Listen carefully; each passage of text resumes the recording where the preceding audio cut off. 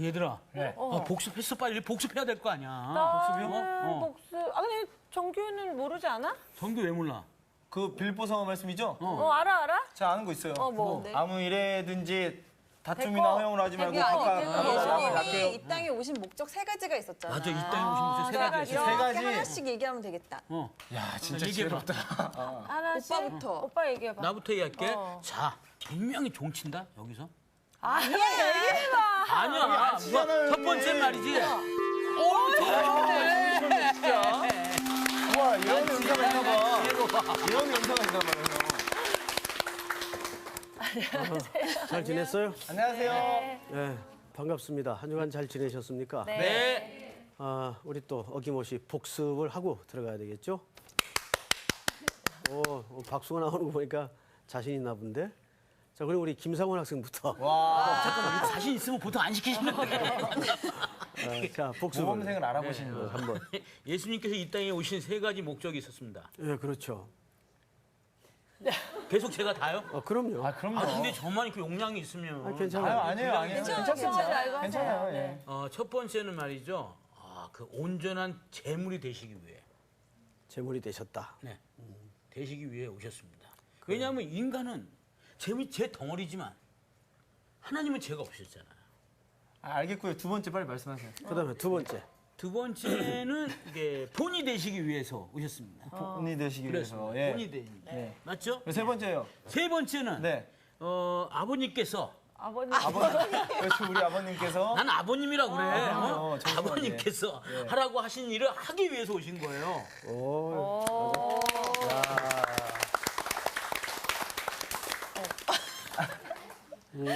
아주 좋았어요.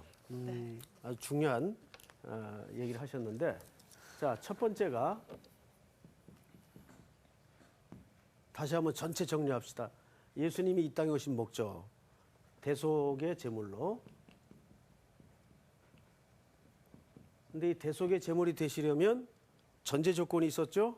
뭡니까? 죄가 없어요. 그렇죠. 네. 흠도 티도 죄도 없으신 인간의 몸으로 오셨어요. 그래서 예수님은 완전한 하나님이시면서 완전한 인간이세요. 완전한 인간이라는 것은 우리 인간이 갖고 있는 모든 제한과 제약을 스스로 받으신 겁니다. 네. 그래서 목마르고 배고프시고 피곤하시고 또 육체의 한계를 갖고 계셨기 때문에 네. 더 하나님께 간절히 기도하고 그러셨어요. 네. 그걸 한번 상상을 해보세요. 얼마나 이 땅에 33년의 생애를 사시면서 순간순간 절실하셨을까. 유혹도 되게 많이 받으셨을 것 같아요. 물론이죠. 네. 예. 생애의 시작부터가 유혹의 연속이었죠. 네. 그다음에 둘째, 본이 되시기 위해서 예. 이런 얘기했죠. 이렇게 버선을 본 뜬다. 그렇죠. 예. 버선을 이렇게 옛날에 만들 때 우리 어머니들이 창호지에다가 네. 밑그림을 그려서 오린 다음에 떴어요. 대고 가위질을 하셨죠. 예. 이렇게 본뜨다. 그러니까 예수님은 이 땅에 그래서 우리 인간의 몸을 입고 오신 거예요. 그래서 우리가 여기서 우리 정규학생 학교 다닐 때 네. 조회 같은 거 아침에 서봤죠. 예. 예. 예, 우리 김상훈 학생은 네. 조회 서봤어요? 그럼요. 예. 예.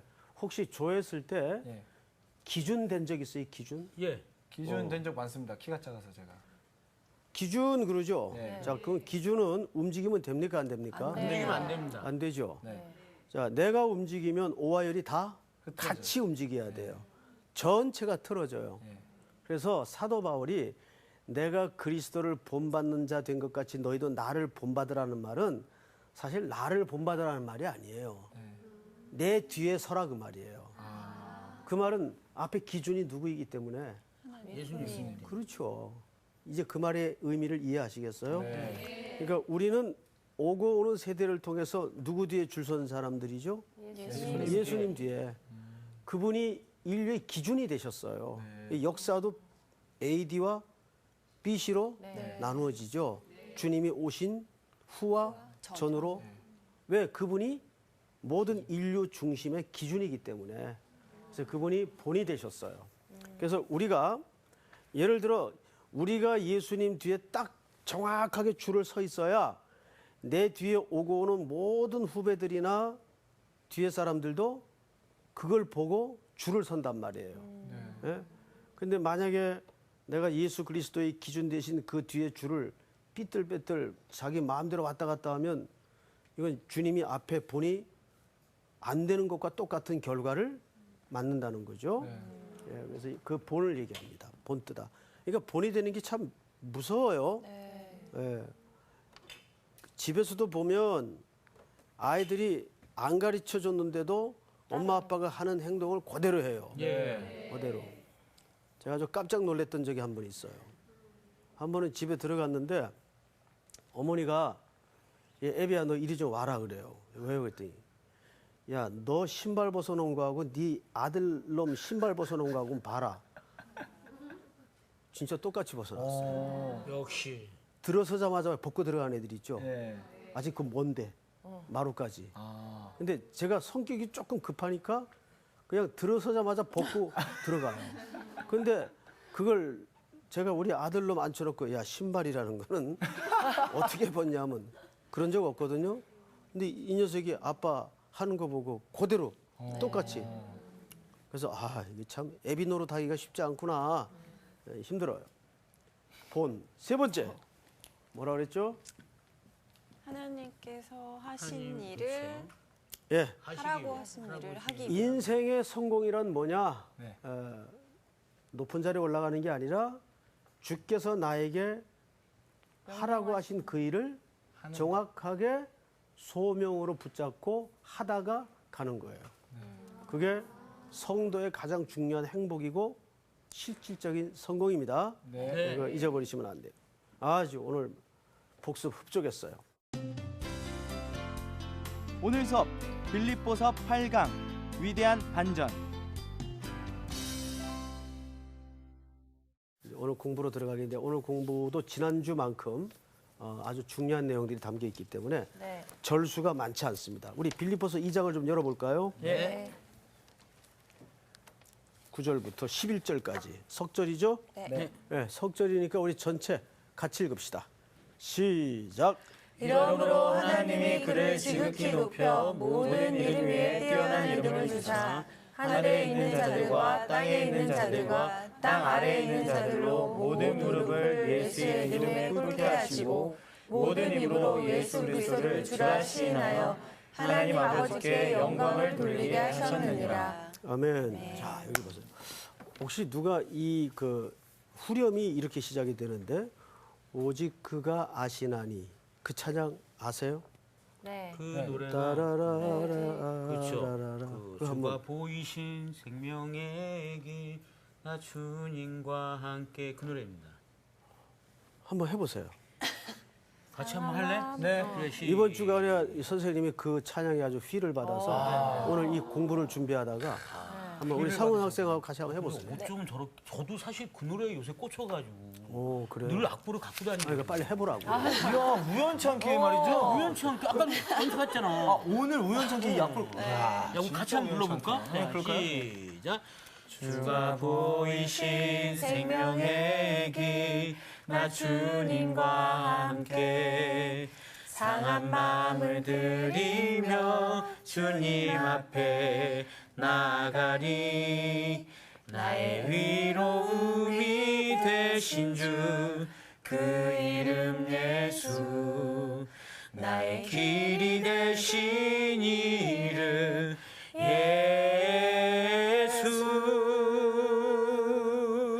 나의 길 오직 그가 아시나니 나를 단련하신 후에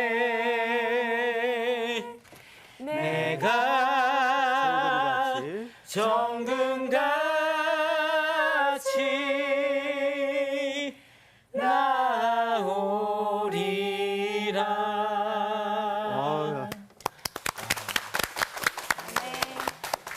이걸로 딱 맞췄으면 제일 은혜롭겠습니다.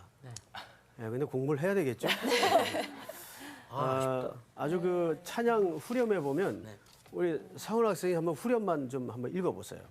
읽어보면 나의 길 오직 그가 아시나니 나를 단련하신 후에 내가 정금같이 나아오리라. 이거 아멘. 욥기에 나온 그 정글. 그렇죠. 예. 네. 우리 그 하나님이 인생을 경영하는 여러 가지 툴에는 일정한 공식이 하나 있어요. 그 공식이 뭘까요?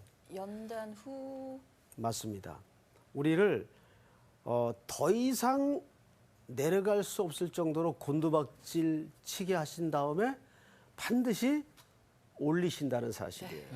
근데 이게- 그 과정을 누구나 겪나요? 아, 그럼요. 그래요. 예, 누구나 겪죠. 네. 아마 여기 계신 분들도 속내가 다 있을 거예요. 뭐 저도 마찬가지고, 네. 저도 마찬가지고, 하나님께서는 인생을 다루시는 경영의 방식 중에 이거는 굉장히 굵은 원칙입니다. 그래서 이렇게 생각하시면 돼요. 야, 내가 더 이상 내려갈 수 있을까 싶을 때는 다 왔다는 사실을 깨달아야 돼요. 이제 거의 다 왔다. 기뻐해야겠네요. 아, 그렇죠. 네. 그렇죠. 예. 예, 이제 거의 다 된 것 같다. 그럴 때 하나님께서 그 역사는 항상 그 반전이 있죠. 네. 예, 저는 제 존재 자체가 반전이에요. 그러니까 올 수 있는 자리보다 훨씬 더 왔죠. 예, 그러니까 그만큼 인간적으로 그럴 만한 조건이 있을까요, 없을까요? 없죠. 없죠. 없는데도 불구하고 하나님께서 그 인생의 밑바닥에다가 뭐 어린 시절부터 불에도 물에도 넘어지게 만들고 힘겹게 만들어요. 근데 이것은 굉장히 중요한 하나님의 인생을 향하신 운영 방식이세요. 그래서 여러분 지금 조금 힘들죠? 힘들어도 또 이렇게 시작이 있으면 끝나는 시간이 온단 말이에요. 수업도 그렇듯이. 그렇죠? 네. 마찬가지예요. 그래서 우리는 지금 이 공부에 들어가기 앞서서 두 케이스를 좀 한번 보도록 하겠습니다. 우선 첫째 아담의 경우를 한번 보십시다.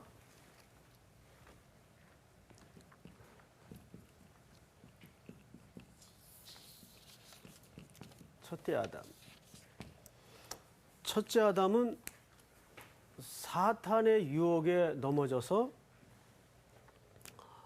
항상 그 올라가려고 했습니다. 이것이 지금까지 인간 속에 감춰져 있는 죄성이에요.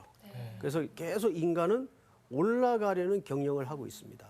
근데 이게 누구의 속성이냐면 사실은 한 개인의 인격적인 문제나 죄의 문제가 아니라 배후 세력이 있다는 걸 아셔야 돼요. 사탄입니다. 사탄의 모든 속성이 하나님과 동동이 같아지려는 속성이 있어요. 그래서 싸움에는 이걸 아셔야 돼요. 싸움에는 두 싸움이 있어요. 내부적 싸움이 있고 외부적 싸움이 있어요. 근데 한국교회가 지난 20, 30년 동안 어디에 몰두해 있었는가 하면 내부적 싸움에만 매달려 있었어요. 그래서 이 내부적 싸움을 우리는 교육, 심리, 상담, 뭐 내치 이런 거. 저는 저런 내용들을 존중하고 인정합니다. 그러나 무용하다는 말이 아니에요.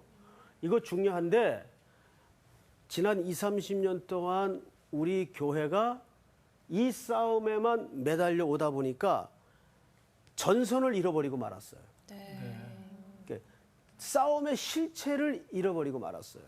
그게 뭐냐면 여러분 최초로 완전했던 공간이 에덴 동산이에요. 그리고 아담과 하와를 만드신 후에 하나님이 얼마나 좋았는지 보시기에 힘이 좋았더라. 토브라는 말을 써요. 아름답다 그 말이에요. 그 완벽했다 그 말이에요. 그런데 그 공동체가 깨지고 무너집니다. 아담이 잘못했나요? 하와가 잘못했나요? 항상 배후 세력을 봐야 돼요. 배후 세력이 있었죠? 네. 누굽니까? 뱀이에요. 사단. 사단. 그 뱀을 통해서 사단이 들어오죠? 자, 이거를 고치시려고 회복시키시려고 하나님이 이 땅에 그리스도를 보내서 고난의 대속의 죽음을 지난주 배운 것처럼 죽게 하시고 그다음에 이 땅에 오순절 성령 강림을 통해서 새로운 하나님의 이상적인 공동체의 모델을 만드십니다. 그게 뭡니까? 교회죠. 그게 교회입니다. 교회를 만들어요. 그런데 초대교회에 제일 먼저 일어났던 문제가 뭐였습니까? 아나니아와 삽비라. 아나니아는 하나님은 은혜로운 분이시다라는 뜻이고 삽비라는 쇼핑을 제일 좋아하는 여자. 경상도 말로 삽비라. 삐라. 아 그냥 그럼요. 완전 샛비래. 좀 썰렁했나요? 아니야. 이게 이제 그쪽 지방 사람들은 무슨 말인지 알죠? 네. 이 삽비라는 보석이란 뜻입니다. 쇼핑 좋아한다 그러니까 저 뒤쪽에서는 또 이렇게 고개를 끄는 분들이 있습니다. 자, 이건 보석이란 뜻이고 의역을 하면 아름답다라는 뜻이에요.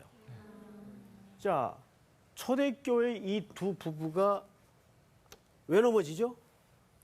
물질. 그래서 교회 안에 공동체를 깨죠. 네.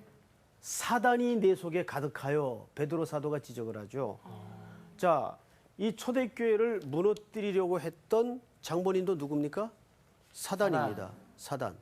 그러니까 이건 내부적인 싸움보다는 외부죠. 외부적인 실체, 영적인 실체가 있다는 걸 잊어서는 안 돼요. 그러니까 오늘 한국교회가 여기에 자꾸 눈이 가려워져 있고 잊어버리고 있어요. 우리는 물론 내 개인적인 실수나 연약함으로 넘어지고 아픔을 겪을 수가 있어요. 그런데 그거는 누구나 겪는 작은 문제이라면 정말 중요한 문제는 이 외부적 실체입니다. 사단이 내 속에 가득하여. 항상 우리는 오늘날 한국교회도 마찬가지예요. 그래서 한국교회를 사단이 자꾸 건드려요, 지금. 네. 예? 지금 크고 작은 교회들이 뻥뻥 낮아빠지고 정말 회개한 이야기들이 들리고 하는 것들이 왜 그렇습니까? 이거를 단순히 교회 내부적인 문제로만 보거나 이해를 해서는 안 돼요. 외부적 공격이 있단 말이에요. 어둠의 권세 잡은 자들이 한국교회가 말세에 선교의 기지가 되고 요람이 되기 위해서 쓰임 받아야 되는데 그거 사탄이 두 팔 끼고 구경만 하고 있을까요? 안 그렇죠. 사탄이 같이 부흥회를 하는 거예요. 자기네 입장에서 같이. 그러니까 외부적 실체의 싸움이 있다는 거 잊어버려서는 안 돼요. 자, 그래서 항상 첫 번째 아담은 높아지려고 했어요.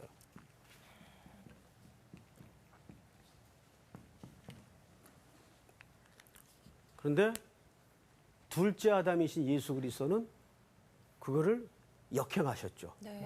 영광의 보좌를 버리시고 이 땅에 낮아지신 겁니다.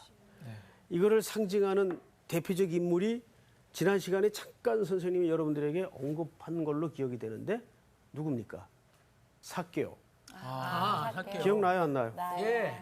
자, 삭개오를 예수님이 보시자마자 그가 어디 올라가 있었나요? 뽕나무. 콩나무. 예, 나무 꼭대기에 올라가 있었어요. 네. 그러니까 예수님 첫 마디가 뭐였죠? 내려와라. 내려와라. 내가 오늘 네 집에 유하리라. 유하여야 하겠다. 그러자 구원이 그 집에 임하죠. 네. 마찬가지입니다. 이것이 인간의 끊임없는 경향이에요. 인간은 자꾸 높아지려고 해요. 높아지려고 해요. 이 인간 속에 그래서 우리는 왜 겸손해야 되냐면 그래서 둘째 아담이신 누굽니까?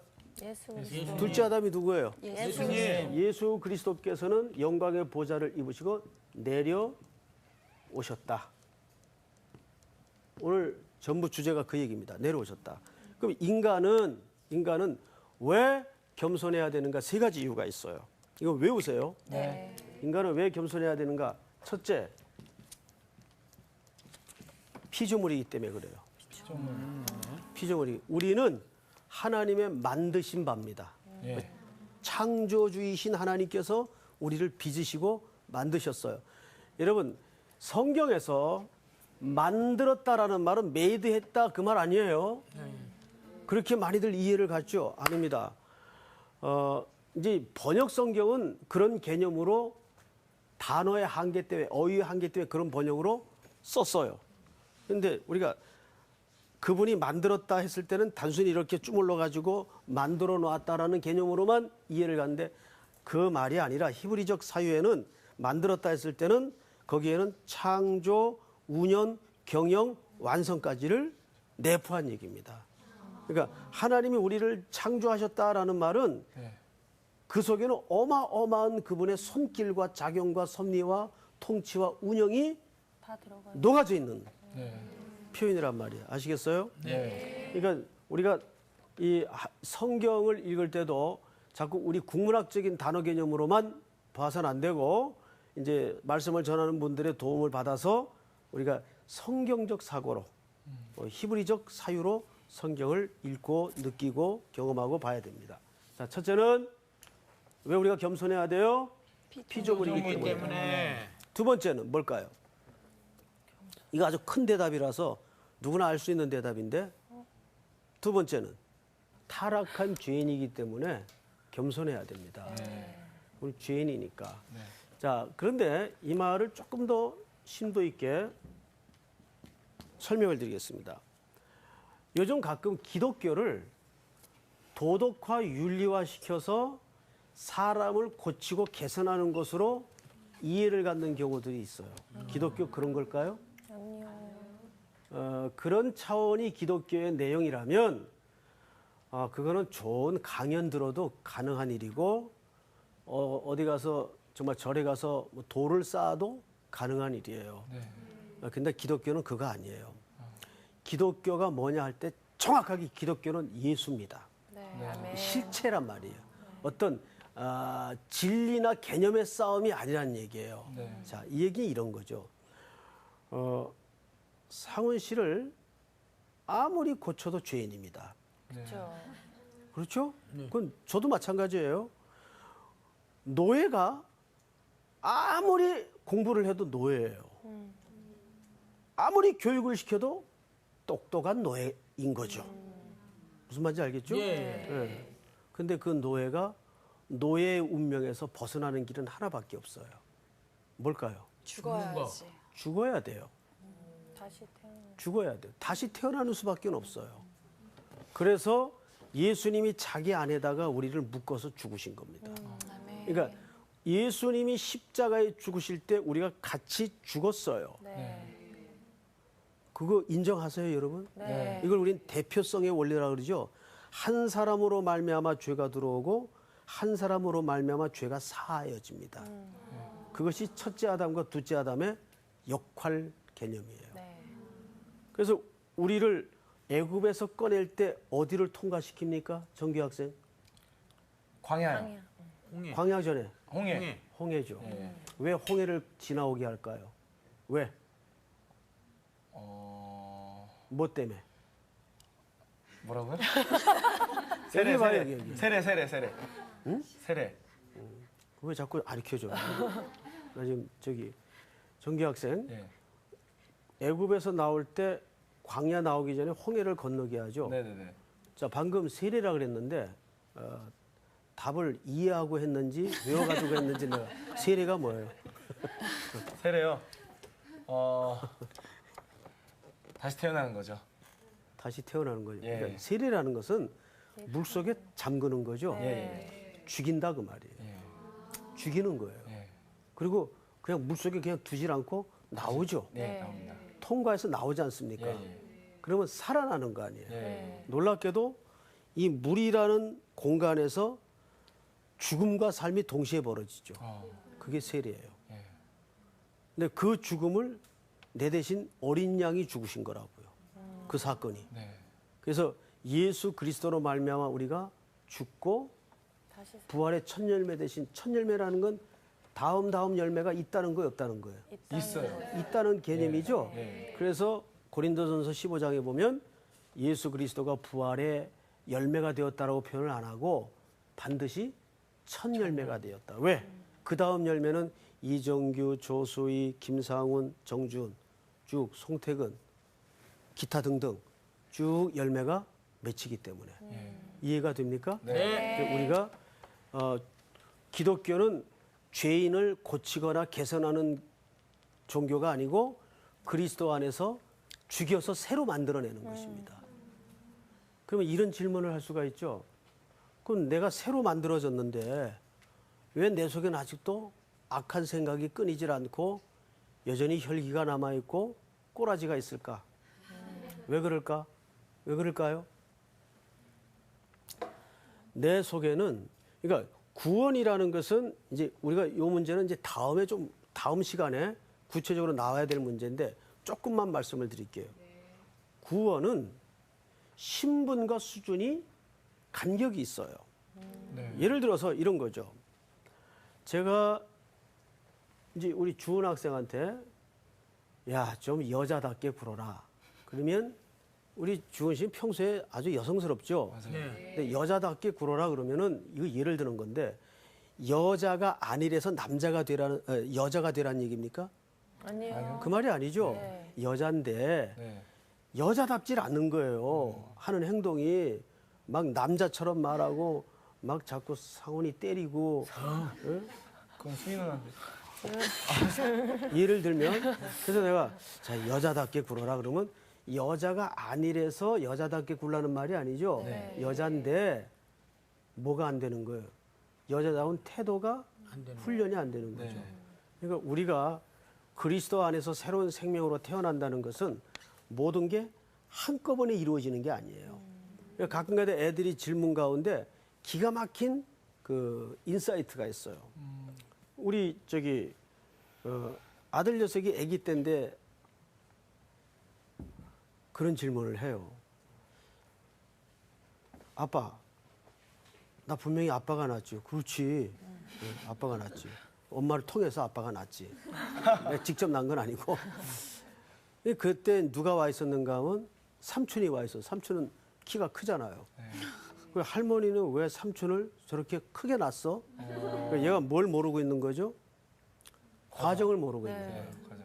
그 애들 시각에서는 과정을 이해 못할 수가 있죠. 네. 그 자기는 조그맣게 엄마 아빠가 낳았는데 삼촌은 크게 낳았단 말이에요. 왜 삼촌은 크게 낳았어? 그 이 엉뚱한 질문이지만 우리가 구원의 문제를 그런 식으로 혼돈할 수가 있어요. 그러니까 구원이라는 것은 늘 세 가지 시제가 있어요. 첫째가 태어나요. 태어나면 어떻게 되죠? 자라죠. 네. 그러니까 성장 과정이 없는 구원은 없어요. 그 우리가 지금 전부 뭐 하고 있는 거죠? 잘하고 있어. 성장 중에 있는 거죠. 네. 이거를 우리 기독교적인 용어로는 이제 조직신학에서는 성화라 그러죠. 네. 성화, 예? sanctification, 성화라 그래요. 그다음에 성화되어서 마지막 완성되는 순간이 오겠죠. 네. 네. 주님 오시면 그날이 제대하는 날이에요. 맞죠? 주님 오시면 모든 군복무 끝나는 날입니다. 실질적으로. 그럼 그때는 글로리피케이션, 영화라 그러죠. 드디어 이제 완성이 되는 거예요. 그러니까 주님이 데려가시는 분들은, 데려가시는 성도들은 사실은 군대 말로 하면 뭐 하는 겁니까? 제대하는 거예요. 그러니까 사실은 누가 울어요? 우리가 울어야 돼요? 죽는 사람이 울어야 돼요? 우리가 죽는 사람이 울어야지. 울면 안 되죠. 울 수가 없으니까 못 울 뿐이지. 왜냐하면 제대하고 나가는 병사들이 남은 병사들을 생각하면서 딱 하죠. 그렇죠. 아유, 언제 너는 네. 이 송충이 한 마리가 새끼 4개를 치냐. 그렇죠. 딱 해서 울죠. 네. 그러니까 사실은 남아있는 사람들이 고달픈 거예요. 그 바울도 뭐라 그랬어요? 내가 본심은 떠나고 싶으나, 아버지께로 가고 싶으나, 내가 이 두 사이에 끼어서 갈등한다 그래요. 왜 이 땅에 아직도 주께서 남기신 할 일과 소명이 남아있기 때문에. 네. 예. 그러니까 죄 많은 세상을 떠나면 더 이상 악한 생각도 고통도 눈물도 슬픔도 죄도 안 짓고 아버지와 지금 이 땅에서 파편적으로 느끼고 경험하는 그런 희열, 영광과 비교할 수 없는 기쁨이 있단 말이에요. 그러니까 여기는 어떤 의미에서 지금 무슨 삶이에요? 오프닝이에요, 지금은. 우리 더 본질적인 삶은 영원한 시간이 진짜 남아 있는 거예요. 그 시간을 위해서 우리가 지금 이 시간 견디고 참는 거죠. 네. 자, 세 번째로 우리가 겸손해야 될 이유가 그래서 여기 있습니다. 세 번째. 우리는 첫째는 피조물이고 둘째는 죄인이기 때문에 셋째는 성도이기에 성도이기 때문에 자 여러분 성도라는 것은 저 성자를 거룩한 성자를 쓰고 도자를 무리 도자를 쓰죠. 그러니까 구별받은 성도들의 무리다 그 말이에요. 자 저기에는 매우 중요한 전제가 하나 있습니다. 누구를 성도라 그럽니까? 누구를? 예수님을 믿는 사람. 믿는 자. 믿는 자. 예, 정확한 말이에요. 예수 그리스도를 정확히 나의 구주, 나의 주님으로 고백하는 사람, 그 믿는 사람들이죠. 그런 사람들을 성도라 그러는데 저 성도는 아까도 죄인에게서 조금 더 발전된 개념인데 성도라는 것은 이런 거죠. 우리가 교회를 보통 헬라 말로 뭐라 그러는지 혹시 아세요? 교회? 에클레시아. 에스컬레이터가 아니고 에클레시아. 오, 빙고. 에클레시아. 에스케. 오늘 아주 별걸 다 해요. 맞아요. 반장이었습니다. 네, 지금도 반전이에요. 에클레시아라 그러죠. 에클레시아라는 말은 뭐로부터 불러냄을 입은 자라는 개념이에요. 에크 뭐로부터 사망과 진노의 자리에서 불러냄을 입은 자예요. 그런 사람들의 모임이다 그 말이에요. 그게 교회예요. 교회는 건물 아닙니다. 그래서 사실 옛날 우리 선배들이 썼던 표현이 더 정확해요. 옛날에는 교회를 뭐라 그랬냐면 예배당이라는 거죠. 그 당자가 장소를 말하는 거거든요. 그러니까 교회 건물은 말 그대로 장소예요. 근데 오늘날 그거를 자꾸 어줍지 않게 성전 개념으로 동일화시켜서 신학적 혼란을 일으키는 표현들 교회 안에서 잘못 쓰고 있는 것 많죠. 교회는 여러분들의 모임이 교회예요. 건물은 예배당이에요, 그냥. 예, 그거를 성역화할 필요도 없고 너무 성전화할 필요도 없는 겁니다. 자, 문제는 뭐냐면 우리가 성도이기 때문에 겸손해야 된다는 말은 여기에는 누구의 대속 죽음이 전제되었을까요? 예수님. 그렇습니다. 예수 그리스도의 대속의 죽음이 전제되었기 때문에 우리는 겸손할 수밖에. 그러니까 우리는 망해도 본전이에요, 사실은. 예, 우리가 사는 삶은 말 그대로 지금 은혜로 사는 거예요. 아멘. 예, 그냥 얻어진 새로운 생명이에요. 그래서 거기에는 반드시 사랑에 뭐가 따르죠? 책임이 따르는 겁니다. 사랑의 책임. 굉장히 중요한 말입니다. 사랑은 그저 호야호야 좋은 게 좋은 거다. 예? 그게 아니에요. 사랑에는 반드시 책임이 따라요. 맞죠? 애를 낳아놓고 너무 이쁘고 사랑스러워. 관상용으로만 애를 볼 수는 없죠. 그래서 아기들을 보통 할머니들이 인간 화초라 그래요. 이쁘니까. 인간 화초다.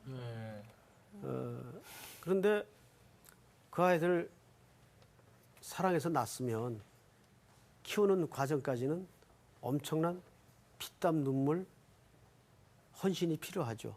그걸 우리는 사랑의 책임이라고 말하죠. 예, 사랑의 책임은 굉장히 무서운 겁니다. 자, 갈 길이 먼데 2장 9절을 좀 보십시다. 이러므로 하나님이 그를 지극히 높여 모든 이름 위에 뛰어난 이름을 주사. 여러분 여기서 지극히라는 말은 어느 정도의 높이를 얘기할까요? 엄청. 하나님 다음. 하나님 다음 지극히. 그냥 측정할 수 없을 정도. 지구의 끝. 왜 애들 얼마나 좋아? 그러면 하늘만큼, 땅만큼. 그 하늘이 어느 만큼이에요? 이만큼. 그래봐야 자기 팔 벌림 범위밖에 안 되죠. 정확히 그 개념이에요. 여기 지극히라는 말은 헬라 사람들이 기껏 표현할 수 있는 높이를 얘기합니다. 그러니까 이건 높이를 얘기하는 게 아니죠. 그 끝을 측량할 수 없다는 말을 이렇게 하는 겁니다. 사실은 그 끝을 측량할 수 없는 높이입니다. 지극히 높여 성경을 또 보십시다. 모든 이름 위에 뛰어난 이름을 주사. 자, 10절 다 같이 시작. 하늘에 있는 자들과 땅에 있는 자들과 땅 아래에 있는 자들로 모든 무릎을 예수 이름에 꿇게 하시고 모든 무릎을 예수 이름에 꿇게 하셨다. 자, 이거는 굉장히 중요한 얘기이기 때문에 사도 바울이 이 글을 쓰면서 구약의 어떤 본문을 인용을 했어요. 자, 그 부분을 우리 좀 한번 찾아서 확인을 해보십시다. 어느 부분을 인용했는가? 이사야서 다 여세요. 45장 22절부터 한번 읽읍시다. 두 절을 다 같이 시작. 땅의 모든 끝이여 내게로 돌이켜 구원을 받으라. 나는 하나님이라 다른 이가 없느니라. 내가 나를 두고 맹세하기를 내 입에서 공의로운 말이 나갔은즉 돌아오지 아니하나니 내게 모든 무릎이 꿇겠고 모든 혀가 맹세하리라 하였노라. 아멘. 거기 보면 23절에 내가 나를 두고 맹세하기를 내 입에서 공의로운 뭐가 나갔어요? 말이 나갔은즉 돌아오지 아니하나니 내게 모든 무릎이 꿇겠고 모든 혀가 맹세하리라. 자, 하나님 입에서 말이 나갔는데 하나님 입에서 나간 말은 돌아오지 않는데요. 이게 무슨 뜻일까요? 알파와 오메가죠. 그걸 조금 더 구체적으로 말이 처음 그러니까 말을 내뱉은 거를 꼭 지키신다는. 완벽한 말이 씨가 되는 거죠. 말이 씨가 된다. 그 말글이 말을 함신과 동시에 완성이 되는. 완성이 되는. 네. 예, 세 사람 대답을 합한 개념입니다. 그러니까 이제 우리 사원 씨가 처음에 말한 것처럼 하나님이 말씀하신 약속은 끝까지. 되돌아오지 않는 개념이 끝까지 완성되고 이루어진다라는 개념을 얘기하는 겁니다. 근데 그 약속의 가장 큰 인류 역사적 주제가 뭐였을까요? 메시아의 소망이에요. 그 얘기를 여기서 지금 하는 겁니다. 이스라엘이 가장 절망에 놓여 있을 때 내 말은 돌아오지 않을 것이다.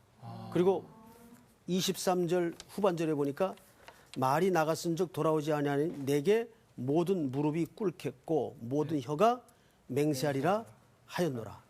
이게 무슨 얘기냐면 모든 무릎을 꿇겠다는 말은 그 메시아 하나님의 형상이신 아들 앞에 모든 인류가 무릎을 꿇게 될 것이라는 것을 설명합니다. 자, 이제 이 부분을 놓고 우리가 좀 마무리를 해야 될 텐데 혹시 우리 정규 학생 그 스포츠 좋아해요? 네, 좋아합니다. 무슨 종목 좋아해요? 전 축구. 축구. 예, 좋아요. 근데 축구 승패를 알고 예. 이미 그때 내가 무슨 일 바빠가지고 예. 못 봐가지고 예. 녹화 중계를 볼 때가 있죠. 네, 그런 경우 많죠. 근데 한일전인 가장 빅매치니까 한일전을 예를 들읍시다. 얼마 전에 지긴 했지만은 네. 한일전을 이겼어. 예. 2대1로 이겼어. 네네. 근데 그 빅게임을 놓치고 못 봤어요. 예. 그래서 이제 녹화를 보는데 결과를 알고 봐요. 네. 가슴이 졸일까요? 그 라이브보다는 조금 떨어지죠. 라이브보단 떨어지죠. 예. 그걸 떨어진다는 표현보다는 마음이 편안한 상태에서 보겠죠. 그렇죠. 예. 이게 중요해요. 한 골 예. 먹어도 불안하지 않을 것 같아요. 예. 그거죠. 네. 통닭 이렇게 하나씩 먹으면서 예. 우리가 통닭 좋다. 네. 우리가 처음에 1대 0으로 밀렸어. 네. 근데 거의 후반전 45분이 다 들어가고 네. 이제 루즈 타임이 30초 남았는데 네. 녹화 경기를 보면서 네. 야, 이거 이길까? 이러고 봐요? 아니요. 아니죠. 네. 확실한 거죠. 네, 그렇죠, 그렇죠. 예수를 믿고 산다는 것은 하나님의 약속이라는 것은 마치 그와 같은 겁니다. 아멘. 어떤 건가 하면 어떤 긴박하고 말이 안 되는 지금 상황에 밀려간다 할지라도 네. 결과와 끝을 알고 네. 그것은 전인격적으로 하나님의 신실하심과 능력을 알고 우리가 인생 속에 여유를 갖는 거죠. 그걸 우리는 신앙의 담대함이라고 생각을 합니다. 그거예요. 내 입에서 나간 말은 돌아오지 아니하리라. 그래서 제일 우리 신앙생활에 필요한 게 뭐냐면 약속의 말씀을 붙드는 거예요. 어떤 경우에든지. 이해가 됐죠? 네. 자, 오늘 공부는 여기서 끝! 와. 진짜 약속의 말씀 그 축구 경기가 정말 아니, 따분해요. 그러니까 예수님이 이미 이 세상 다 이기셨잖아요. 네. 우리가 어떤 상황에 있어도 두려워하거나 이럴 필요가 없어요. 그러니까 이 사단을 우리가 조심해야 돼. 맞아. 얘네들이 자꾸 두려움을 주잖아. 맞아요. 사람은 늘 우리에게 우리는 그 부활의 기쁨이 있지 않습니까? 어느 목사님 그런 얘기 했어요. 이 땅에 아직도 주께서 남기신 할 일과 소명이 남아있기 때문에. 예. 그러니까 죄 많은 세상을 떠나면 더 이상 악한 생각도 고통도 눈물도 슬픔도 죄도 안 짓고 아버지와 지금 이 땅에서 파편적으로 느끼고 경험하는 그런 희열, 영광과 비교할 수 없는 기쁨이 있단 말이에요. 근데 여기는 어떤 의미에서 지금 무슨 삶이에요? 오프닝이에요, 지금은. 우리 더 본질적인 삶은 영원한 시간이 진짜 남아있는 거예요. 그 시간을 위해서 우리가 지금 이 시간 견디고 참는 거죠. 네. 자, 세 번째로 우리가 겸손해야 될 이유가 그래서 여기 있습니다. 세 번째. 우리는 첫째는 피조물이고 둘째는 죄인이기 때문에 셋째는 성도이기에 성도이기 때문에 자 여러분 성도라는 것은 저 성자를 거룩한 성자를 쓰고 도자를 무리 도자를 쓰죠. 그러니까 구별받은 성도들의 무리다 그 말이에요. 자 저기에는 매우 중요한 전제가 하나 있습니다. 누구를 성도라 그럽니까? 누구를? 예수님을 믿는 자. 믿는 자. 예, 정확한 말이에요. 예수 그리스도를 정확히 나의 구주, 나의 주님으로 고백하는 사람, 그 믿는 사람들이죠. 그런 사람들을 성도라 그러는데 저 성도는 아까도 죄인에게서 조금 더 발전된 개념인데 성도라는 것은 이런 거죠. 우리가 교회를 보통 헬라 말로 뭐라 그러는지 혹시 아세요? 교회? 에클레시아. 에스컬레이터가 아니고. 에클레시아. 오, 빙고. 에클레시아. SK. 오늘 아주 별걸 다 해요. 맞아요. 반장이었습니다. 네, 지금도 반전이에요. 에클레시아라고 그러죠. 에클레시아라는 말은 뭐로부터 불러냄을 입은 자라는 개념이에요. 에크 뭐로부터 사망과 진노의 자리에서 불러냄을 입은 자예요. 그런 사람들의 모임이다 그 말이에요. 이게 교회예요. 교회는 건물 아닙니다. 그래서 사실 옛날 우리 선배들이 썼던 표현이 더 정확해요. 옛날에는 교회를 뭐라 그랬냐면 예배당이라고 했죠. 그 당자가 장소를 말하는 거거든요. 그러니까 교회 건물은 말 그대로 장소예요. 근데 오늘날 그거를 자꾸 어줍지 않게 성전 개념으로 동일화시켜서 신학적 혼란을 일으키는 표현들 교회 안에서 잘못 쓰고 있는 것 많죠. 교회는 여러분들의 모임이 교회예요. 건물은 예배당이에요, 그냥. 그거를 성역화할 필요도 없고 너무 성전화할 필요도 없는 겁니다. 자, 문제는 뭐냐 하면 우리가 성도이기 때문에 겸손해야 된다는 말은 여기에는 누구의 대속 죽음이 전제되었을까요? 예수님. 그렇습니다. 예수 그리스도의 대속의 죽음이 전제되었기 때문에 우리는 겸손할 수밖에. 그러니까 우리는 망해도 본전이에요, 사실은. 예, 우리가 사는 삶은 말 그대로 지금 은혜로 사는 거예요. 아멘. 예, 그냥 얻어진 새로운 생명이에요. 그래서 거기에는 반드시 사랑에 뭐가 따르죠? 책임이 따르는 겁니다. 사랑의 책임. 굉장히 중요한 말입니다. 사랑은 그저 호야호야 좋은 게 좋은 거다. 예? 그게 아니에요. 사랑에는 반드시 책임이 따라요. 맞죠? 애를 낳아놓고 너무 이쁘고 사랑스러워. 관상용으로만 애를 볼 수는 없죠. 그래서 아기들을 보통 할머니들이 인간 화초라 그래요. 이쁘니까. 인간 화초다. 그런데 그 아이들 사랑해서 낳았으면 키우는 과정까지는 엄청난 피땀 눈물, 헌신이 필요하죠. 그걸 우리는 사랑의 책임이라고 말하죠. 예, 사랑의 책임은 굉장히 무서운 겁니다. 자, 갈 길이 먼데 2장 9절을 좀 보십시다. 이러므로 하나님이 그를 지극히 높여 모든 이름 위에 뛰어난 이름을 주사. 여러분 여기서 지극히라는 말은 어느 정도의 높이를 얘기할까요? 엄청. 하나님 다음. 하나님 다음 지극히. 그냥 측정할 수 없을 정도. 지구의 측정할- 끝. 왜 애들 얼마나 좋아? 그러면 하늘만큼? 별만큼, 땅만큼. 땅만큼. 그 하늘이 어느 만큼이에요? 이만큼. 그래봐야 자기 팔 벌림 네. 범위밖에 안 되죠. 정확히 그 개념이에요. 여기 지극히라는 말은 헬라 사람들이 기껏 표현할 수 있는 높이를 얘기합니다. 그러니까 이건 높이를 얘기하는 게 아니죠. 그 끝을 측량할 수 없다는 말을 이렇게 하는 겁니다. 사실은 그 끝을 측량할 수 없는 높이입니다. 지극히 높여 성경을 또 보십시다. 모든 이름 위에 뛰어난 이름을 주사. 자, 10절 다 같이 시작. 하늘에 있는 자들과 땅에 있는 자들과 땅 아래에 있는 자들로 모든 무릎을 예수 이름에 꿇게 하시고 모든 무릎을 예수 이름에 꿇게 하셨다. 자, 이거는 굉장히 중요한 얘기이기 때문에 사도 바울이 이 글을 쓰면서 구약의 어떤 본문을 인용을 했어요. 자, 그 부분을 우리 좀 한번 찾아서 확인을 해보십시다. 어느 부분을 인용했는가? 이사야서 다 여세요. 45장 22절부터 한번 읽읍시다. 두 절을 다 같이 시작. 땅의 모든 끝이여 내게로 돌이켜 구원을 받으라. 나는 하나님이라 다른 이가 없느니라.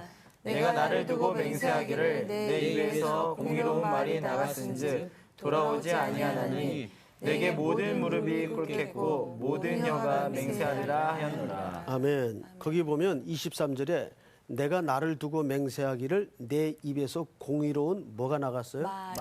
말이 나갔은즉 돌아오지 아니하나니 내게 모든 무릎이 꿇겠고 모든 혀가 맹세하리라. 자, 하나님 입에서 말이 나갔는데 하나님 입에서 나간 말은 돌아오지 않는데요. 지난주만큼 아주 중요한 내용들이 담겨 있기 때문에 네. 절수가 많지 않습니다. 우리 빌립보서 2장을 좀 열어볼까요? 네.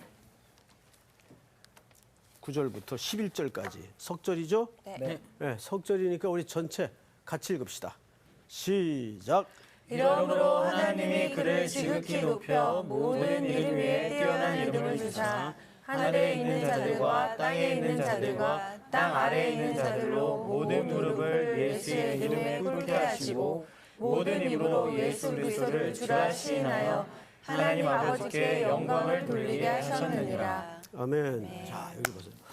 혹시 누가 이 그 후렴이 이렇게 시작이 되는데 오직 그가 아시나니 그 찬양 아세요?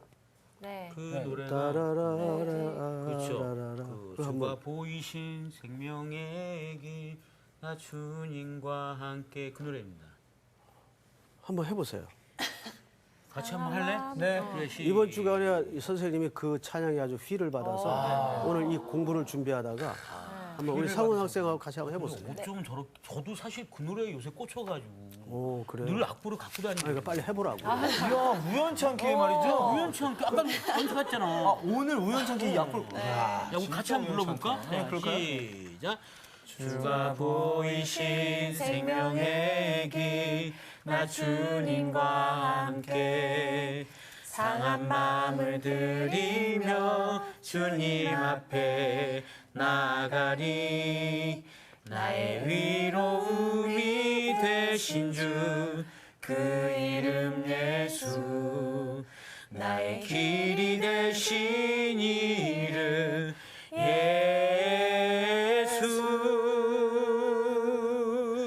나의 길 오직 그가 하시나니 나를 단련하신 후에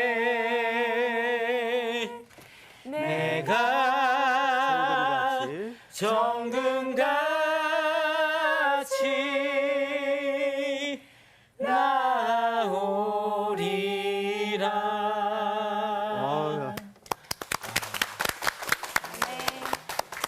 이걸로 딱 맞췄으면 제일 은혜롭겠습니다. 네. 근데 공부를 해야 되겠죠? 아주 그 찬양 후렴에 보면 네. 우리 상훈 학생이 한번 후렴만 좀 한번 읽어보세요. 읽어보면 나의 길 오직 그가 하시나니 나를 단련하신 후에 내가 정금같이 나아오리라. 이거 아멘. 욥기에 나왔던 그 정글. 그렇죠. 예. 네. 우리 그 하나님이 인생을 경영하는 여러 가지 툴에는 일정한 공식이 하나 있어요. 그 공식이 뭘까요? 연단 후 맞습니다. 우리를 더 이상 내려갈 수 없을 정도로 곤두박질 치게 하신 다음에 반드시 올리신다는 사실이에요. 근데 이게- 그 과정을 누구나 겪나요? 그럼요. 그래요. 예, 누구나 겪죠. 네. 아마 여기 계신 분들도 속내가 다 있을 거예요. 네. 뭐 저도 마찬가지고, 네. 저도 마찬가지고,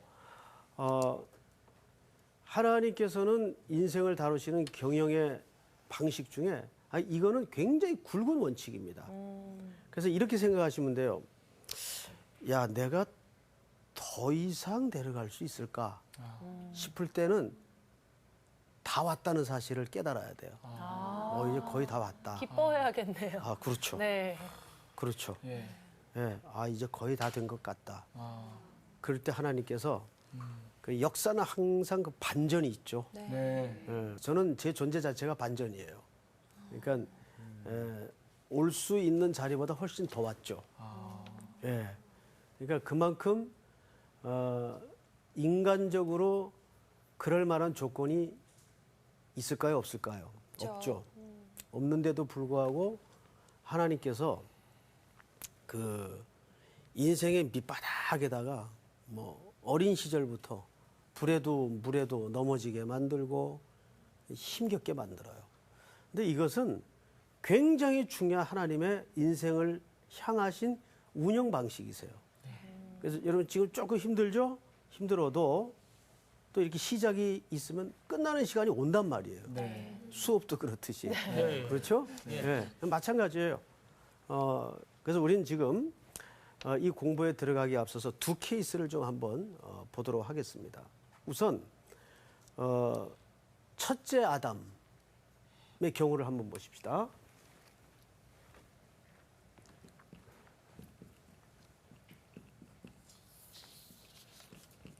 첫째 아담. 첫째 아담은 사탄의 유혹에 넘어져서 항상 올라가려고 했습니다. 이것이 지금까지 인간 속에 감춰져 있는 죄성이에요. 그래서 계속 인간은 올라가려는 경영을 하고 있습니다. 근데 이게 누구의 속성이냐면 사실은 한 개인의 인격적인 문제나 죄의 문제가 아니라 배후 세력이 있다는 걸 아셔야 돼요. 사탄입니다. 네. 사탄의 모든 속성이 하나님과 동동이 같아지려는 속성이 있어요. 그래서 싸움에는 이걸 아셔야 돼요. 싸움에는 두 싸움이 있어요. 내부적 싸움이 있고 외부적 싸움이 있어요. 근데 한국교회가 지난 20, 30년 동안 어디에 몰두해 있었는가 하면 내부적 싸움에만 매달려 있었어요. 그래서 이 내부적 싸움을 우리는 교육, 심리, 상담, 뭐 내치 이런 거. 저는 저런 내용들을 존중하고 인정합니다. 그러나 무용하다는 말이 아니에요. 이거 중요한데 지난 20, 30년 동안 우리 교회가 이 싸움에만 매달려 오다 보니까 전선을 잃어버리고 말았어요. 그러니까 싸움의 실체를 잃어버리고 말았어요. 그게 뭐냐면 여러분 최초로 완전했던 공간이 에덴 동산이에요. 그리고 아담과 하와를 만드신 후에 하나님이 얼마나 좋았는지 보시기에 힘이 좋았더라. 토브라는 말을 써요. 아름답다 그 말이에요. 그 완벽했다 그 말이에요. 그런데 그 공동체가 어떤 진리나 개념의 싸움이 아니란 얘기예요. 자, 이 얘기 이런 거죠. 상훈 씨를 아무리 고쳐도 죄인입니다. 그렇죠. 그렇죠? 그건 저도 마찬가지예요. 노예가 아무리 공부를 해도 노예예요. 아무리 교육을 시켜도 똑똑한 노예인 거죠. 무슨 말인지 알겠죠? 예. 근데 그 노예가 노예의 운명에서 벗어나는 길은 하나밖에 없어요. 뭘까요? 죽어야지. 죽어야 돼요. 다시 태어나. 죽어야 돼요. 다시 태어나는 수밖에 없어요. 그래서 예수님이 자기 안에다가 우리를 묶어서 죽으신 겁니다. 그러니까 예수님이 십자가에 죽으실 때 우리가 같이 죽었어요. 네. 그거 인정하세요, 여러분? 네. 이걸 우린 대표성의 원리라 그러죠. 한 사람으로 말미암아 죄가 들어오고 한 사람으로 말미암아 죄가 사하여집니다. 그것이 첫째 아담과 둘째 아담의 역할 개념이에요. 네. 그래서 우리를 애굽에서 꺼낼 때 어디를 통과시킵니까? 정규 학생? 광야요. 홍해. 광야 전에 홍해. 홍해죠. 예. 왜 홍해를 지나오게 할까요? 왜? 뭐 때문에? 뭐라고요? 여기 봐요, 여기. 세례. 응? 세례. 왜 자꾸 가르쳐줘? 나 지금 저기 정규 학생 예. 애굽에서 나올 때 광야 나오기 전에 홍해를 건너게 하죠. 네네네. 자, 방금 세례라 그랬는데 답을 이해하고 했는지 외워가지고 했는지 내가 세례가 뭐예요? 세례요. 다시 태어나는 거죠. 다시 태어나는 거죠. 예. 그러니까 세례라는 것은 물 속에 잠그는 거죠. 예. 죽인다 그 말이에요. 예. 죽이는 거예요. 예. 그리고 그냥 물 속에 그냥 두질 않고 나오죠. 네, 나옵니다. 통과해서 나오지 않습니까? 예. 그러면 살아나는 거 아니에요. 예. 놀랍게도 이 물이라는 공간에서 죽음과 삶이 동시에 벌어지죠. 그게 세례예요. 예. 근데 그 죽음을 내 대신 어린 양이 죽으신 거라고요. 그 사건이. 네. 그래서 예수 그리스도로 말미암아 우리가 죽고 다시 부활의 첫 열매 대신 첫 열매라는 건 다음 열매가 있다는 거예요, 없다는 거예요. 있어요. 있다는 개념이죠. 예. 그래서 고린도전서 15장에 보면 예수 그리스도가 부활의 열매가 되었다라고 표현을 안 하고 반드시 첫 열매가 되었다. 왜?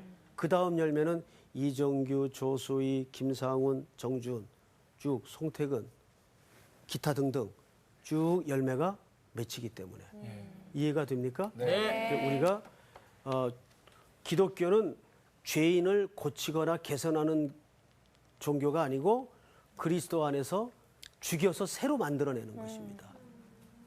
그러면 이런 질문을 할 수가 있죠.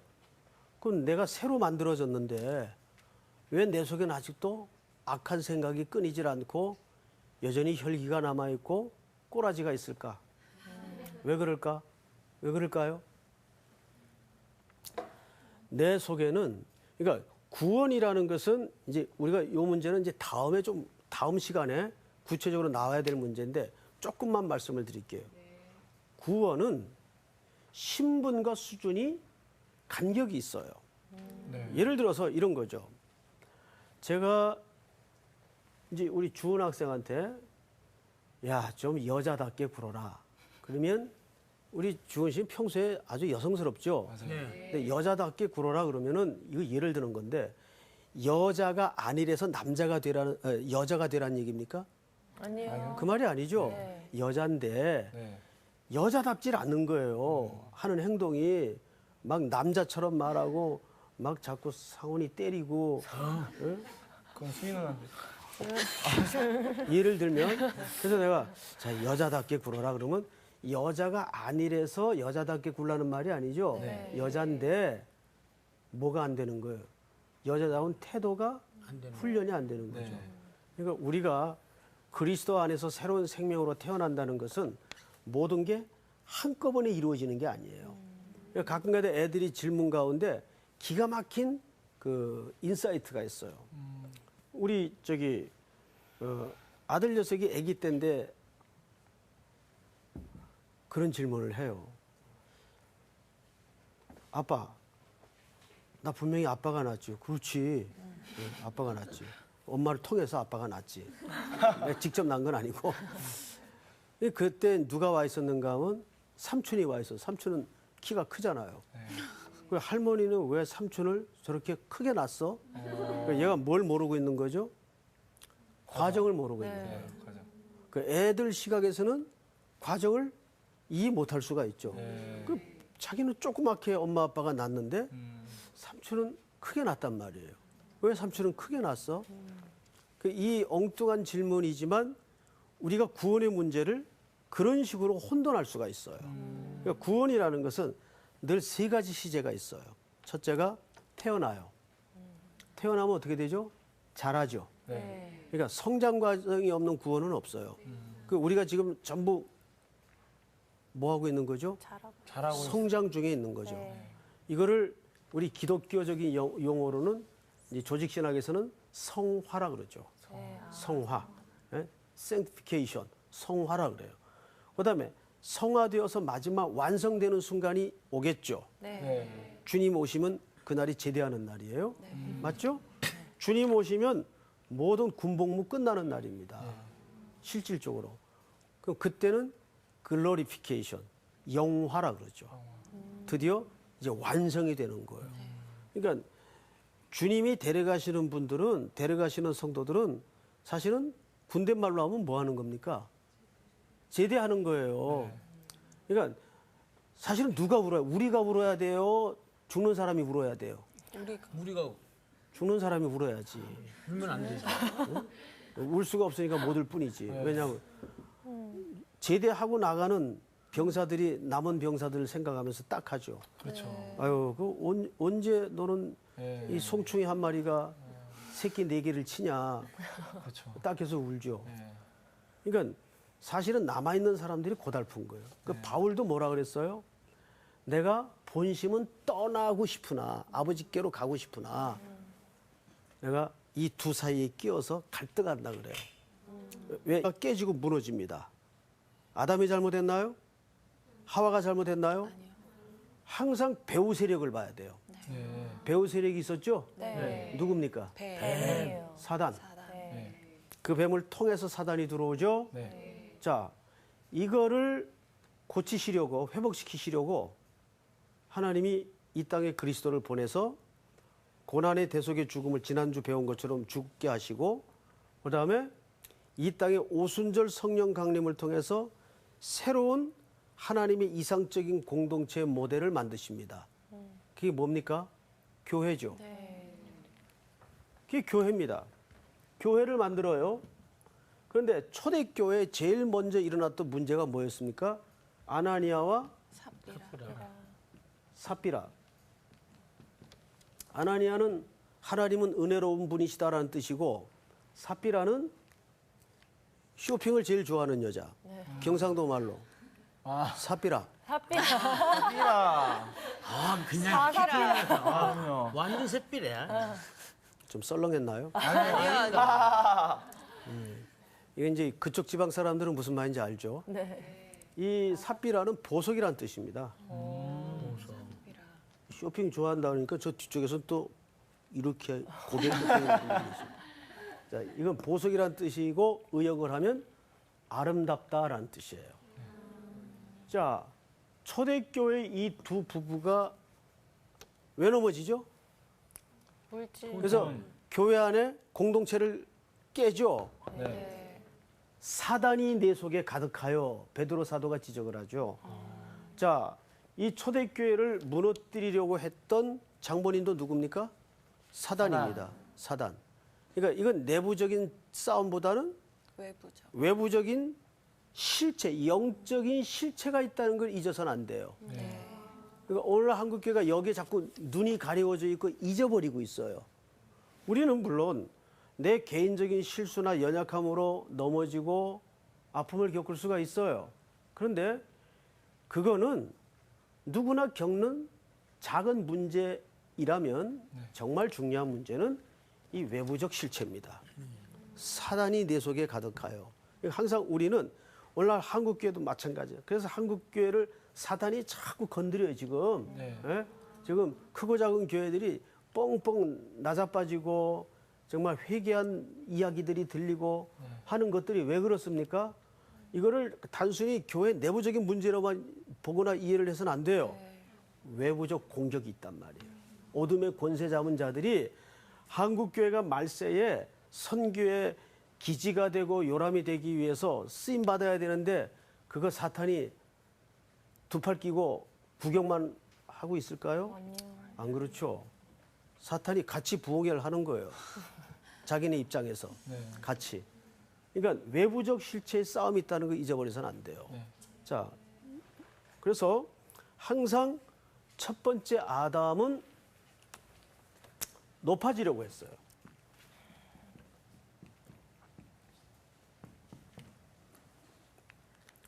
그런데 둘째 아담이신 예수 그리스도는 그거를 역행하셨죠. 영광의 보좌를 버리시고 이 땅에 낮아지신 겁니다. 이거를 상징하는 대표적 인물이 지난 시간에 잠깐 선생님이 여러분들에게 언급한 걸로 기억이 되는데 누굽니까? 삭개오. 삭개오. 기억나요, 안 나요? 예. 자, 삭개오를 예수님이 보시자마자 그가 어디 올라가 있었나요? 콩나무. 예, 나무 꼭대기 올라가 있었어요. 네.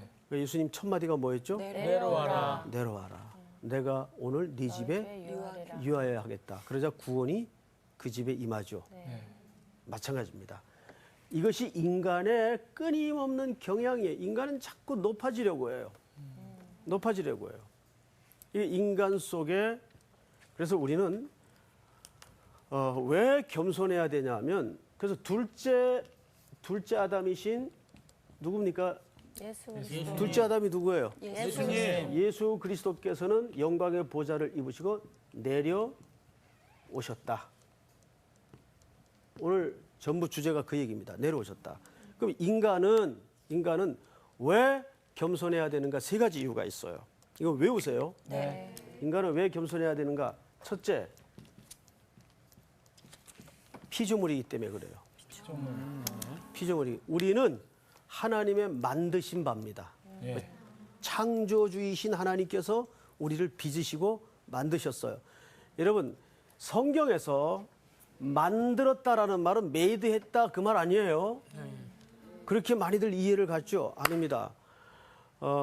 이제 번역 성경은 그런 개념으로 단어의 한계 때문에 어휘의 한계 때문에 그런 번역으로 썼어요.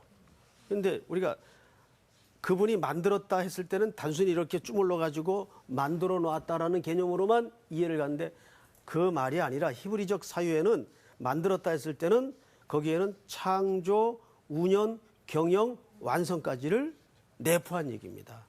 그러니까 하나님이 우리를 창조하셨다라는 말은 그 속에는 어마어마한 그분의 손길과 작용과 섭리와 통치와 운영이 다 들어가요. 녹아져 있는 표현이란 말이에요. 아시겠어요? 그러니까 우리가 이 성경을 읽을 때도 자꾸 우리 국문학적인 단어 개념으로만 봐서는 안 되고 이제 말씀을 전하는 분들의 도움을 받아서 우리가 성경적 사고로 히브리적 사유로 성경을 읽고 느끼고 경험하고 봐야 됩니다.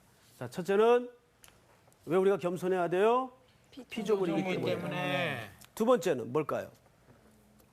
이거 아주 큰 대답이라서 누구나 알 수 있는 대답인데 두 번째는 타락한 죄인이기 때문에 겸손해야 됩니다. 우리 죄인이니까. 자, 그런데 이 말을 조금 더 심도 있게 설명을 드리겠습니다. 요즘 가끔 기독교를 도덕화, 윤리화 시켜서 사람을 고치고 개선하는 것으로 이해를 갖는 경우들이 있어요. 기독교 그런 걸까요? 아니요. 그런 차원이 기독교의 내용이라면 그거는 좋은 강연 들어도 가능한 일이고 어디 가서 정말 절에 가서 뭐 돌을 쌓아도 가능한 일이에요. 근데 기독교는 그거 아니에요. 기독교가 뭐냐 할 때 정확하게 기독교는 예수입니다. 네. 아멘. 실체란 말이에요. 얘들아, 복습했어 빨리 복습해야 될 거 아니야. 나는 복수. 근데 정규는 모르지 않아? 정규 왜 몰라?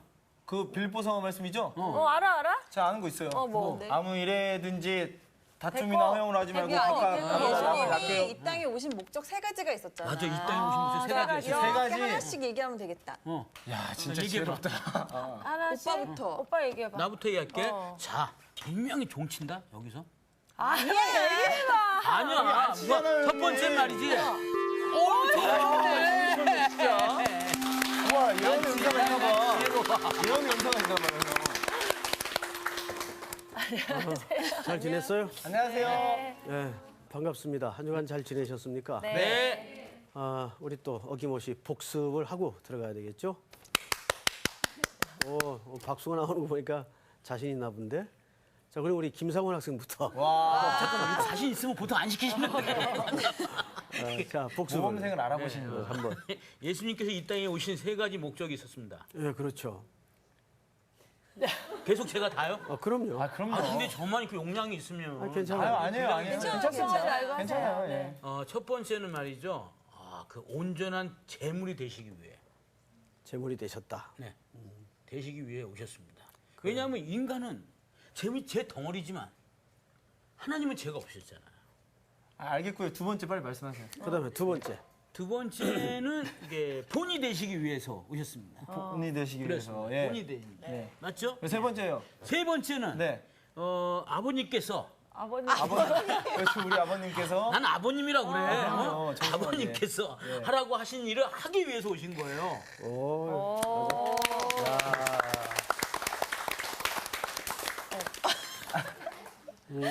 아주 좋았어요. 아주 중요한 얘기를 하셨는데, 자, 첫 번째가 다시 한번 전체 정리합시다. 예수님이 이 땅에 오신 목적, 대속의 제물로.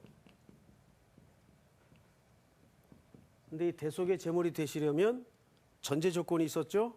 뭡니까? 죄가 없어요. 그렇죠. 네. 흠도 티도 죄도 없으신 인간의 몸으로 오셨어요. 그래서 예수님은 완전한 하나님이시면서 완전한 인간이세요. 완전한 인간이라는 것은 우리 인간이 갖고 있는 모든 제한과 제약을 스스로 받으신 겁니다. 네. 그래서 목마르고 배고프시고 피곤하시고 또 육체의 한계를 갖고 계셨기 때문에 네. 더 하나님께 간절히 기도하고 그러셨어요. 네. 그걸 한번 상상을 해보세요. 얼마나 이 땅에 33년의 생애를 사시면서 순간순간 절실하셨을까. 유혹도 되게 많이 받으셨을 것 같아요. 물론이죠. 네. 예. 생애의 시작부터가 유혹의 연속이었죠. 네. 그다음에 둘째, 본이 되시기 위해서 예. 이런 얘기했죠. 이렇게 버선을 본 뜬다. 그렇죠. 예. 버선을 이렇게 옛날에 만들 때 우리 어머니들이 창호지에다가 네. 밑그림을 그려서 오린 다음에 떴어요. 대고 가위질을 하셨죠. 예. 이게 본뜨다. 그러니까 예수님은 이 땅에 그래서 우리 인간의 몸을 입고 오신 거예요. 그래서 우리가 여기서 우리 저기 정규학생 학교 다닐 때 네. 조회 같은 거 아침에 서봤죠. 예, 예. 예, 우리 김상훈 학생은 네. 조회 서봤어요? 그럼요. 예. 예. 혹시 조회 쓸 때 예. 기준 된 적 있어요? 기준? 예. 기준 된 적 많습니다. 키가 작아서 제가. 기준 그러죠. 네. 자, 그럼 기준은 움직이면 됩니까? 안 됩니까? 움직이면 안 됩니다. 안 되죠. 네. 자, 내가 움직이면 오와 열이 다 흩어져요. 같이 움직여야 돼요. 전체가 틀어져요. 네. 그래서 사도 바울이 내가 그리스도를 본받는 자 된 것 같이 너희도 나를 본받으라는 말은 사실 나를 본받으라는 말이 아니에요. 내 뒤에 서라 그 말이에요. 그 말은 앞에 기준이 누구이기 때문에 예수님. 그렇죠. 이제 그 말의 의미를 이해하시겠어요? 네. 그러니까 우리는 오고 오는 세대를 통해서 누구 뒤에 줄 선 사람들이죠? 예수님 뒤에. 그분이 인류의 기준이 되셨어요. 이 역사도 AD와 BC로 나누어지죠. 주님이 오신 후와 전으로. 왜? 그분이 모든 인류 중심의 기준이기 때문에. 그래서 그분이 본이 되셨어요. 그래서 우리가 예를 들어 우리가 예수님 뒤에 딱 정확하게 줄을 서 있어야 내 뒤에 오고 오는 모든 후배들이나 뒤에 사람들도 그걸 보고 줄을 선단 말이에요. 예? 근데 만약에 내가 예수 그리스도의 기준 대신 그 뒤에 줄을 삐뚤빼뚤 자기 마음대로 왔다 갔다 하면 이건 주님이 앞에 본이 안 되는 것과 똑같은 결과를 맞는다는 거죠. 예, 그래서 그 본을 얘기합니다. 본뜨다. 그러니까 본이 되는 게 참 무서워요. 예. 집에서도 보면 아이들이 안 가르쳐 줬는데도 엄마 아빠가 하는 행동을 그대로 해요. 그대로. 제가 좀 깜짝 놀랐던 적이 한 번 있어요. 한 번은 집에 들어갔는데 어머니가 애비야 너 이리 좀 와라 그래요. 왜요? 그랬더니 야 너 신발 벗어놓은 거하고 네 아들놈 신발 벗어놓은 거하고 봐라. 진짜 똑같이 벗어났어요. 역시. 들어서자마자 벗고 들어간 애들 있죠. 아직 그 먼데 마루까지. 근데 제가 성격이 조금 급하니까 그냥 들어서자마자 벗고 들어가요. 근데 그걸 제가 우리 아들놈 앉혀놓고 야 신발이라는 거는 어떻게 벗냐면 그런 적 없거든요. 근데 이 녀석이 아빠 하는 거 보고 그대로 똑같이. 그래서 아 이게 참 애비 노릇하기가 쉽지 않구나. 힘들어요. 본. 세 번째. 뭐라 그랬죠? 하나님께서 하신 하나님, 일을 예. 하라고 하신 일을 하기 위해 인생의 성공이란 뭐냐? 높은 자리에 올라가는 게 아니라 주께서 나에게 하라고 하신 그 일을 정확하게 소명으로 붙잡고 하다가 가는 거예요. 그게 성도의 가장 중요한 행복이고 실질적인 성공입니다. 이거 잊어버리시면 안 돼요. 아주 오늘 복습 흡족했어요. 오늘 수업 빌립보서 8강 위대한 반전. 오늘 공부로 들어가겠는데 오늘 공부도